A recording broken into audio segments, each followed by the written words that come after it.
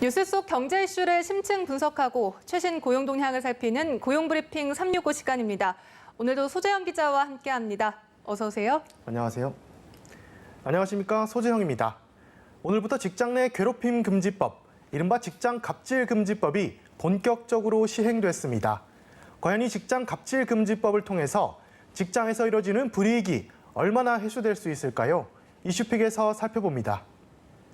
오너일가의 폭행은 물론 간호사 간의 태움, 직장 상사의 빈번한 괴롭힘이 줄곧 사회적으로 논란이 되어 왔었죠.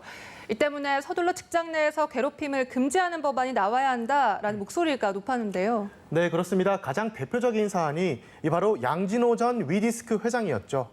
양 전 회장의 경우에는 회사 직원의 뺨을 때리며 폭언을 퍼붓거나 단합회에서 도검과 활로 살아있는 닭을 죽일 것을 강요하는 모습이 영상으로 공개되며 사회적으로 큰 질타를 받았습니다. 현재는 폭행 등의 혐의로 재판에 넘겨진 상황인데 재판 중에도 직원들을 괴롭혔던 사례들이 추가로 드러나면서 논란은 더욱 커지고 있는 상황입니다. 정말 직장 내 괴롭힘의 극단을 보여주는 경우였습니다. 문제는 이러한 직장 내 괴롭힘이 우리 주변 곳곳에서 벌어지고 있다는 거잖아요. 네, 그렇습니다. 이런 직장 내 괴롭힘을 막기 위해서 2017년에는 노동 전문가와 노무사, 변호사들이 힘을 합쳐서 직장갑질 119라는 시민단체를 만들었습니다.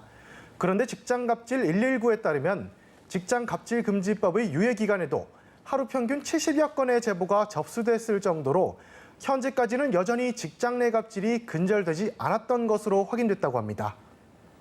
기업 차원에서도 시행에 앞서 유예기간 때부터 이 직장갑질을 근절하기 위해 노력을 했어야 할 것 같은데 참 씁쓸합니다. 직장갑질 119에 제보되는 내용은 주로 어떤 내용들인가요? 네, 제보의 유형도 굉장히 다양했습니다. 어떤 무시를 하거나 협박을 하거나 아니면 외모나 학력, 출신 지역을 비하하는 경우도 상당했고요. 욕설이나 폭행을 동반한 갑질 제보도 꾸준히 들어오는 것으로 확인됐습니다. 이뿐만 아니라 부당한 갑질 사례도 황당했습니다. 지난해 직장갑질이 발표한 제보 내용을 살펴보면 휴일에 가족과 워터파크를 간 직원을 돌아오라고 지시하거나 쓰레기 분리수거 같은 자신의 집안일을 부하 직원에게 시키는 경우도 있었습니다. 또 여성을 비하하는 경우도 있었습니다. 여직원이 임신 사실을 알리자 육아휴직을 내면 돌아올 자리가 없다는 폭언을 하는 갑질도 상당했고 이외에도 조업장 부인차 세차, 센터장 지인 선거운동 동원 등 믿기지 않으시겠지만 그야말로 황당하고 어처구니 없는 갑질들이 실제 사실로 밝혀진 내용들이었다고 합니다. 황당을 넘어서 화가 날 정도로 도가 넘은 갑질인데요.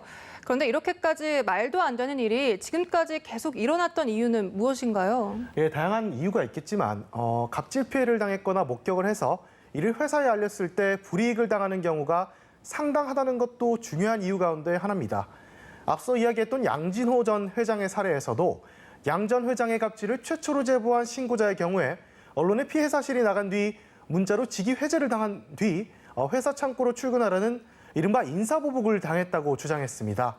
그래서 갑질을 겪고도 이처럼 보복을 당할까 봐 두려워 신고를 못하는 겁니다.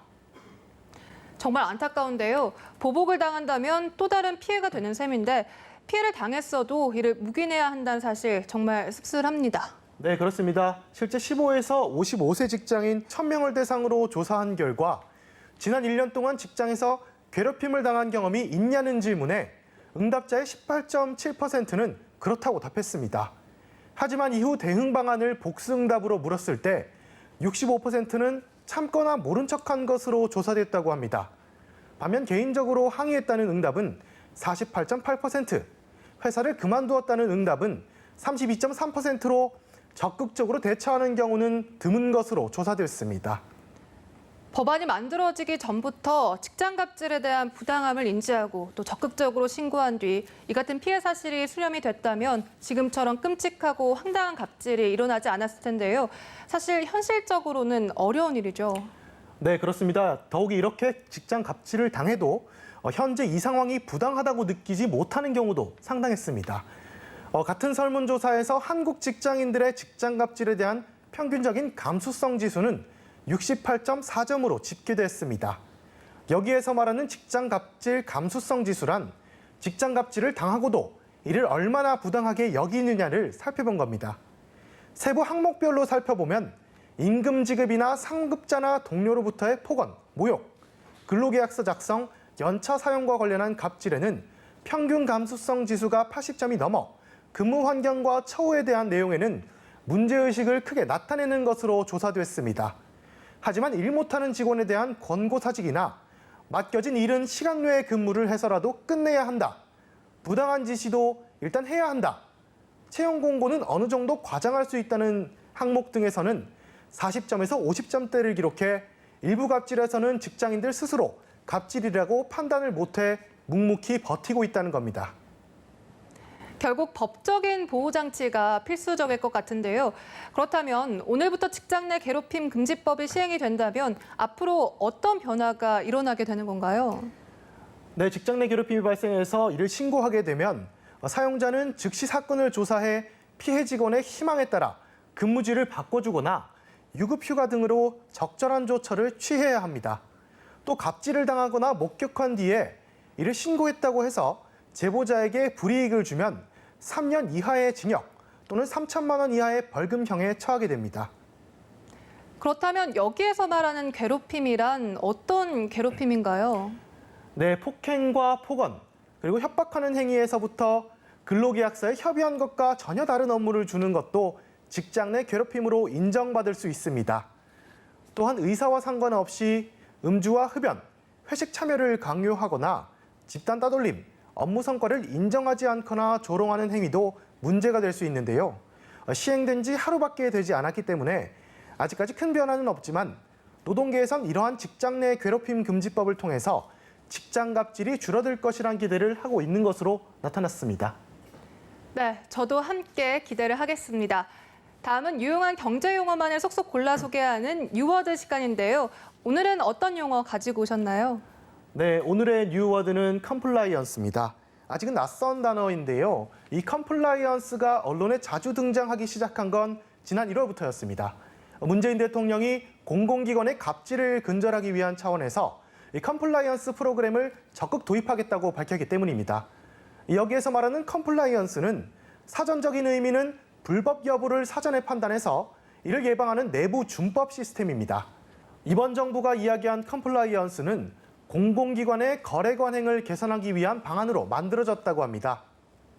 그렇다면 이러한 컴플라이언스는 어떻게 프로그램이 진행이 되는 건가요? 네, 거래를 할 때 이를 감시할 수 있는 감독관을 두는 겁니다. 먼저 공공기관의 거래에 맞춘 기준과 절차를 설정한 뒤에 총괄 책임자를 임명해서 권한을 위임하고 이 책임자를 통해서 공공기관이 민간의 거래를 할 때 지속적으로 모니터링과 감시가 진행될 예정이라고 합니다. 이 경우에는 기존의 일부 공공기관에서 있었던 발주를 할 때 이루어졌던 갑질도 사라질 것으로 보고 있습니다. 앞으로 이렇게 갑을 문제와 부패 방지를 위한 보다 많은 대책이 나올 수 있길 바라봅니다. 네, 16일 오늘 직장 내 괴롭힘을 근절시킬 수 있는 하나의 움직임이 시작됐습니다.